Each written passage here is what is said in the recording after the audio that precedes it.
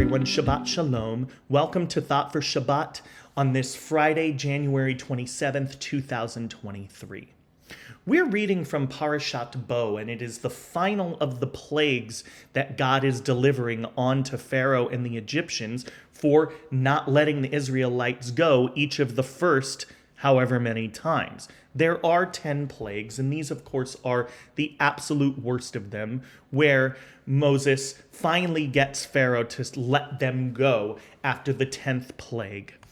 And it leads me to think of the trust and faith that Moses must have had in God to move forward during what surely were challenging times. In these plagues, we see locusts, we see darkness, we see the death of the firstborn.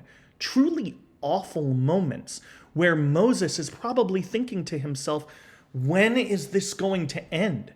When is Pharaoh's heart going to stop being hardened?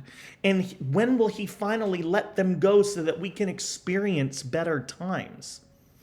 God, on the burning bush and afterwards, keeps reminding Moses that God is holding out God's figurative hands to say, hold my hand, be with me, trust me, have faith moving forward, because we are going to get through these hard times. And I think to myself, how many times are we struggling, battling a battle that nobody knows anything about, feeling down in the depths, where we are walking through a valley of the shadow of even death, but we should fear no evil because God is there holding God's hands out so we can feel the divine and lead ourselves to better paths ahead.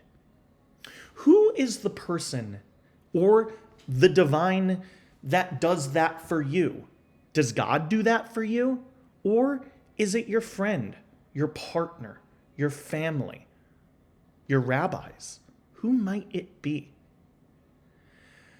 I'm reminded of Martin Buber, the Jewish philosopher, who speaks about the I and thou relationship, where you know that you can have a deep existential, meaningful, beyond compare relationship with another person and even with God, where, as I've said in the past, you know that God knows and God knows that you know, and it goes in a full circle where there is ultimate trust and emunah, faith.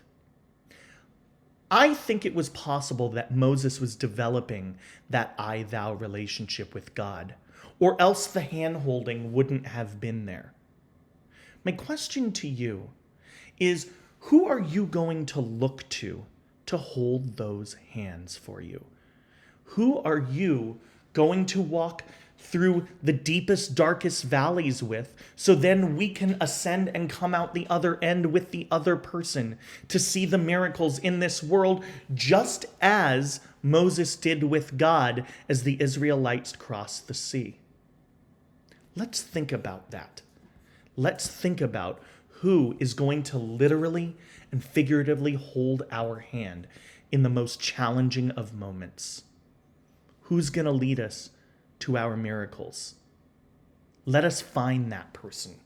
Let us find God, one that will give us ultimate faith and trust, that will hold hands with us and never let go, so that we too, on this Shabbat and even further, share the beauty in life's miracles together. Let us do that.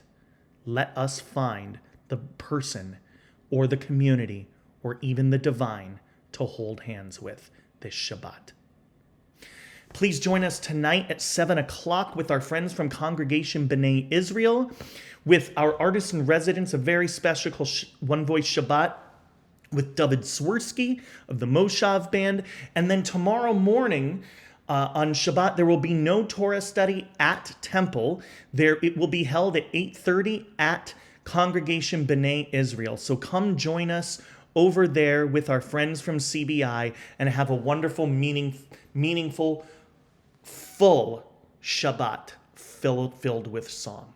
I wish you all a Shabbat Shalom, and it's good to study with you today. We'll see you this weekend. Take care.